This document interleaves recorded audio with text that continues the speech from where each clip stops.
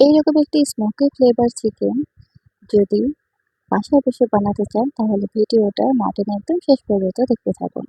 তো প্রথমে আমরা মুরগির মাংস নিয়ে নিলাম। তারপর এখানে দিয়ে দেবো একটা পেস্ট। এটা ছিল আদা, রসুন, কাঁচামরিচ ও ধনেপাতার পেস্ট। তারপর দিয়ে দিলাম এখানে বাদাম বাটা। আপনারা আপনাদের পছন্দ অনুযায়ী যেকোনো বাদাম বাটাই দিয়ে দিতে পারেন। তারপর এতে আমরা দিয়ে দিব টক দই পরিমাণ অনুযায়ী। এরপর দিয়ে দিলাম একটু লেবুর রস,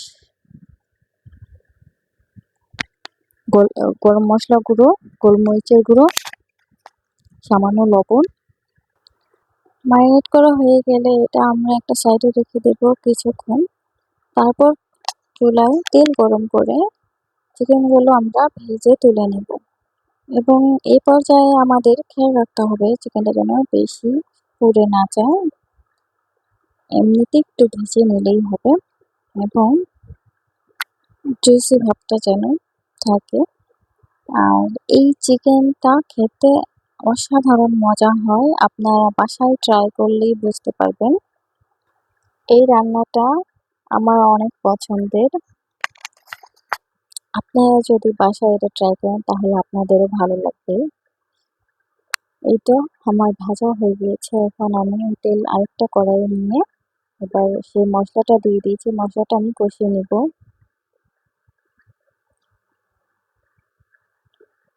আর আমি মাটির চুলায় রান্না করেছি, এই কারণে এমন দেখাচ্ছে।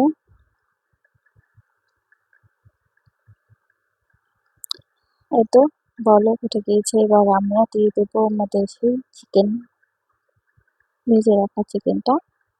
তারপর এটাকে আমরা ভালো করে কষিয়ে নেব।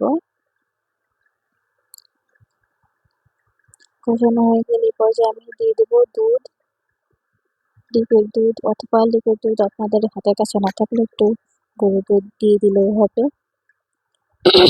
তারপর দিয়ে দিলাম গরম মশলা গুঁড়ো আরেকটু, আর কাঁচামরিচের ফালি ঝাল অনুযায়ী। এই তো আমার চিকেন রান্নাটা অলমোস্ট হয়ে গিয়েছে। এবার দিয়ে দিলাম সামান্য চিনি। চিনিটা স্বাদ আরও বাড়িয়ে দেবে, এই কারণে দেওয়া। তারপর এটা নামিয়ে নিব এবং আমরা এবার কয়লাটা একটু গরম করে নিব। এটা ভালো করে গরম হয়ে গেলে তারপরে আমরা এটা উঠিয়ে একটা বাটিতে নিয়ে নেব। এই তো আমাদের কয়লা গরম হয়ে গিয়েছে। এবার আমরা আমাদের রান্না করা মাংসের উপর এটা একটা বাটিতে তেল দিই, এভাবে করে তেল দিই, ঢেকে কিছুক্ষণ রেখে দিলেই হয়ে যাবে স্মোকি ফ্লেভার চিকেন। তো ভিডিওটি ভালো লাগে অবশ্যই একটা লাইক করে দিবেন এবং বাসায় রান্না করে জানাবেন কেমন হলো। আল্লাহ হাফেজ।